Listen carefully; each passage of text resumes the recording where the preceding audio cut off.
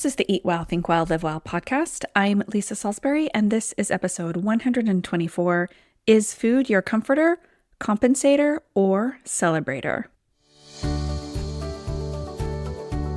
Welcome to Eat Well, Think Well, Live Well, the podcast for busy women who want to lose weight without constantly counting, tracking, or stressing over every bite. I'm Lisa Salisbury, a certified health, weight loss, and life coach, and most importantly, a recovered chronic dieter. Here, you'll learn to listen to your body and uncover the reasons you're reaching for food when you're not truly hungry, freeing you to focus on a healthier, more fulfilling approach to eating. Hello, everyone. Hope you've had a fabulous Thanksgiving.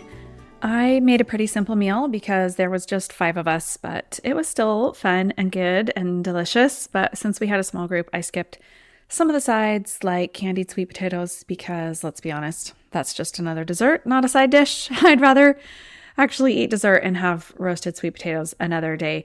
I like sweet potatoes, just not the candied ones on Thanksgiving. So that was an easy cut for me. Anyway, on to December, and I was chatting with a future client the other day. She had scheduled a free consult session with me, and we were talking about why she overeats, and ultimately she chalked it up to stress. Just kind of that umbrella word for all the bad emotions. And I think that's pretty true for a lot of us. We emotionally eat and we say, I'm just so stressed, or I had a bad day. But what I've noticed is there seems to be 3 distinct areas where we really use food for emotional eating. We use it to comfort ourselves, we use it to compensate for something, or we use it to celebrate. And I want to talk about each one today and what to do about it and why it's important not just to put an umbrella term of stress over these things, over why we are overeating or emotional eating in some way. So first, let's talk about the underlying reason for why we eat for emotional reasons. We use food to make ourselves feel better. And the thing is, I've said this before, food works. We have tons of evidence in our past that our brain sifts through and says, oh yes, when we were feeling bad and we ate some Oreos, we felt better. So let's offer up that idea again to soothe for this emotion. Food does work. When we feel safe and our needs are being met, like when we indulge in food that we consider comforting, our brain chemistry actually shifts. Eating those favorite foods triggers the hypothalamus to release dopamine, which is a neurotransmitter often associated with that feel-good chemical, right? We think of dopamine as a feel-good.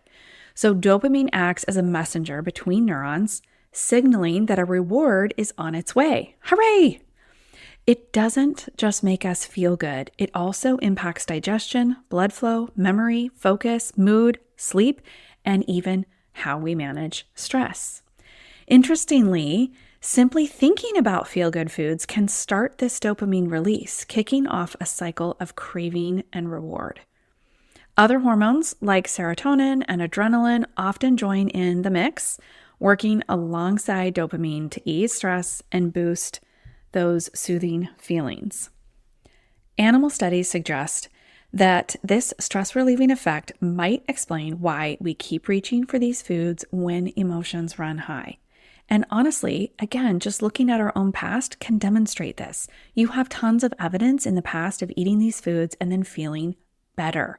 And I'm giving air quotes to better because sometimes we feel emotionally better, but when we look back, we ignore how our bodies were actually feeling in those moments of overeating. But all that this is to say that food works to make us feel better in a very real neurotransmitter sort of way. Even the smell, the taste, and the sight of certain foods can bring us right back to the cozy, pleasant feelings of the past. But this often just encourages our brain to take that next step and eat it as well. The smell and the sight of the food is not going to be enough usually. Carbohydrates specifically increase brain levels of serotonin, which is why foods we often describe as comforting are high in carbohydrates and often a carb-fat combo. So we don't need to feel bad or broken in any way because food is comforting to us. But we want to start being aware of times we are using food strictly to feel better and not also for alleviating hunger. It's not that we can never eat for enjoyment. That's not what I'm saying here.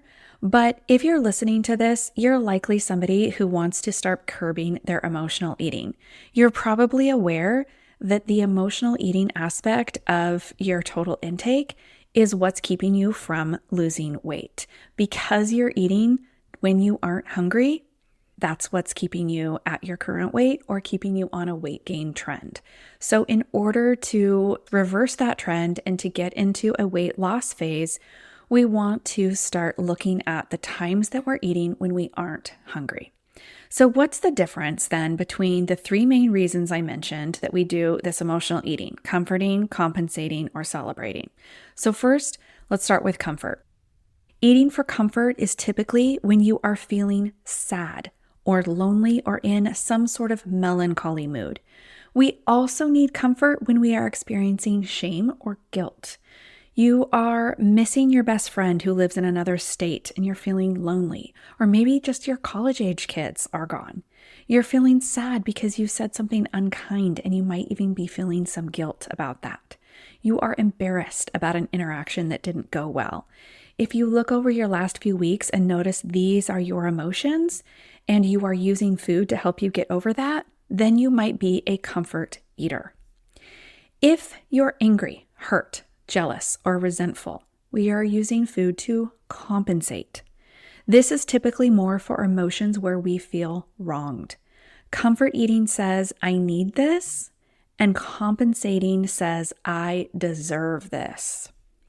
When you have a particularly bad day at work, a boss or coworker yelled at you or disagreed with you publicly in a meeting, you felt wronged or dismissed. Maybe you feel like no one appreciates the work you do in your home, and could anyone besides you load their own breakfast dishes, right? Perhaps you have some jealous feelings towards your sister, or you are just constantly annoyed at rude drivers. These are the kinds of situations and feelings that lead to that compensation eating. These bad things happen, and I deserve to feel better. Lastly, we have celebrations. These are the times we eat when we are feeling joyful or celebratory. This is like your son's soccer team won the game, so let's go out for ice cream. Those situations, as well as holidays or parties, are the few and far between, though, when we're talking about celebratory eating. Primarily when celebratory eating gets to be a problem is when we are celebrating things like finishing an email or getting through afternoon carpool. This can mimic the I deserve this thought of compensating, but it's associated more with a happy emotion, like, yay, we did this thing and now we deserve a treat. These are also the times when we zoom out and we realize that we are sort of treating ourselves like a dog. For every good behavior, we give ourselves a little treat or snack. Those are the little celebratory eats I'm talking about. It's not really the big holidays and parties that tend to be emotional eats. It's the celebratory eating for the small things that we accomplish during the day. So now the question is, where do you see yourself emotionally eating the most of these three categories? One way to figure this out is to consistently check in on your emotions. I've talked about this before. You can set a timer on your phone or watch to go off every couple of hours, at minimum of 3 times a day, up to 6, and then you can just stop and identify what your emotional state is. And you probably want to also think like what it's been over the last couple of hours since you checked in.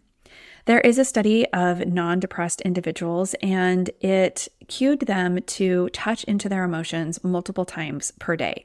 The key takeaway from this was the more often you can ask yourself, what am I really feeling right now? And force yourself to not use broad labels or those simple valence terms like good or fine or bad. You need to use actual emotion words like anxious, curious, or delighted. You can also have a mix of things like I feel bored, but also I'm a little bit in positive anticipation about what's going to happen tomorrow. We want to put more nuance and specificity on your emotions. The more, the better. This has clear positive outcomes for mental health, according to this study. So anywhere from 3 to 6 times a day, you just ask yourself, how do I feel right now? This will help you better understand those negative emotions, which sounds like it might be a bad thing to focus in, right? But those negative emotions have information in them. This is one thing that's often lost in the broad categorizations of I feel sad or I'm fine. So the data from this study shows that the more nuance or the more emotional granularity, that's the actual term, the more we can identify the specific emotion, that's the emotional granularity, the richer our experience is of the positive aspects of life, and the more effectively we can navigate the negative aspects of life. So not only is this a great way to start feeling your feelings better, but it can also be very informative as to why you might be reaching for extra food. If you write these emotions down in like a note app on your phone, something simple, now you have some data. You have an emotional map of your week. Take a look at that and then notice, am I using food in these times? And does it seem like I'm more of a comfort eater, a compensator, or a celebrator? When we have this information, now we can decide how to best handle those emotions in different ways. If you're a comfort eater, then you want to ask yourself, in what other ways can I comfort myself? Do I enjoy reading by the fire or the Christmas tree lights? Do I like to light a candle and take a bath? Do I need to hear the voice of my friend and talk this out? What else is comforting to me? Do I need a hug? A lot of times, food does not solve for what we actually need. If we need connection, if we need alone time, those kinds of things are not solved by food.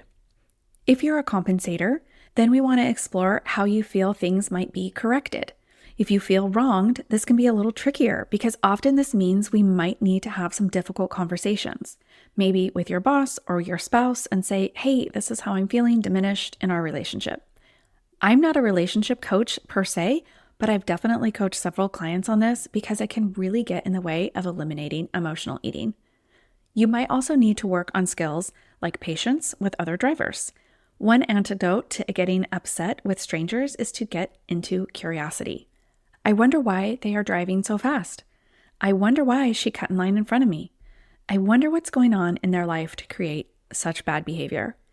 Getting into curiosity can often help alleviate that anger. If you're a celebrator, we want to make sure that the celebrations are really worth it.